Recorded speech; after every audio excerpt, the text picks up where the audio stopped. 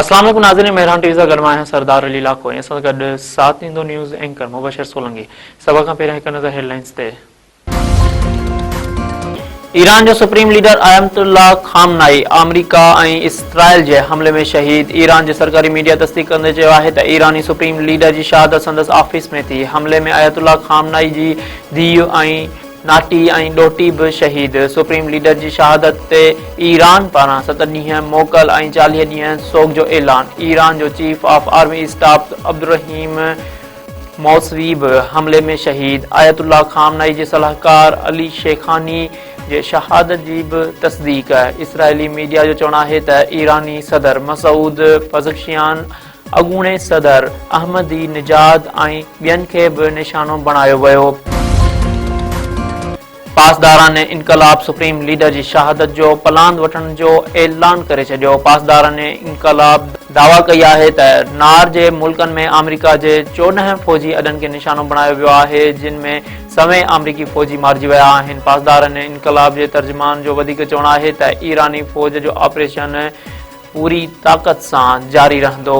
America जे फ़ौजी अॾनि मथां ईरानी forces जा हमला वधीक शिदत सां कया वेंदा। अमरीकी सदर पारां ईरान मथां वधीक हमलनि जी धमकी। डोनाल्ड ट्रंप चयो आहे त बहितर आहे त ईरान अॼु हमला बंदि करे छॾे। हमला कया त वॾी ताक़त सां निशानो बणाईंदासीं। व्हाइट हाउस में मीडिया सां ॻाल्हाईंदे अमरीकी सदर वधीक चयो आहे त खामनाई जो मौत इंसाफ़ आहे। ईरानी अवाम पंहिंजो मुल्क वापसि वठी हदफ़ हासिल करण ताईं शदीद बमबारी जारी रहंदी।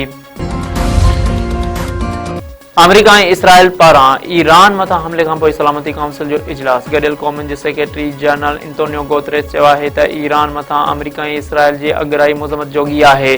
ईरान जो रद्द अमल पूरे खिते ताईं पखिड़िजी रहियो आहे।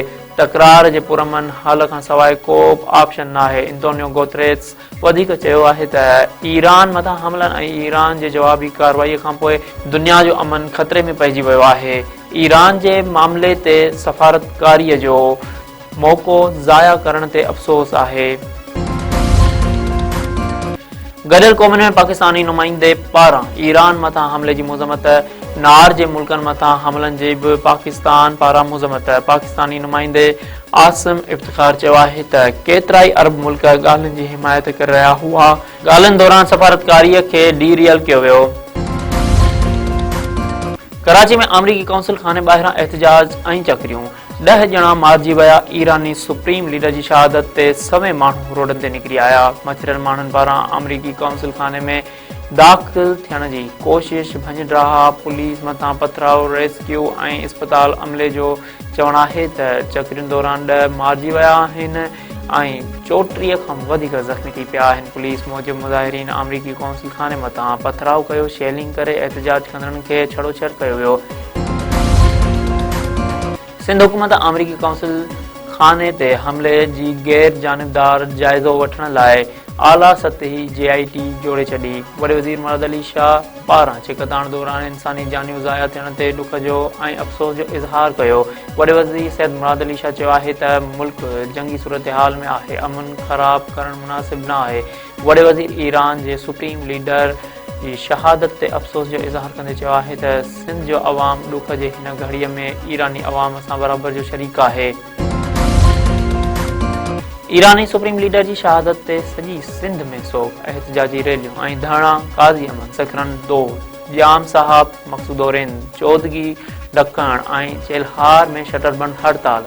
हैदराबाद में औरतूं बि रोडनि ते निकिरी आयूं। एहतजाजी रैली कढी। अमरीका ऐं इसराइल ख़िलाफ़ नारा। लाड़काणो, नवाबशाह, जैकमाबाद, खैरपुर, जाम शोरो में सभई माण्हुनि जा धरना। उमरकोट, शिकारपुर, टंडो मोहम्मद खान, शहदादपुर, टंडोजाम, उबावड़ो ऐं न्यू सईदाबाद में एहतजाजी रैलियूं। नगर पार्कर, झुडो, कुनरी, पांधी ऐं दौलतपुर में माण्हू रोडनि ते निकिरी आया।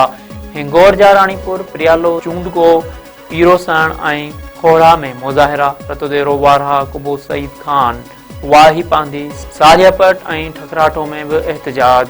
पटीडन, खानपुर महर, दड़ो, राधण, मांझंद, पिंगरियो ऐं ॿियनि शहरनि में एहतजाजी रैलियूं कढी मुज़ाहिरा कया विया।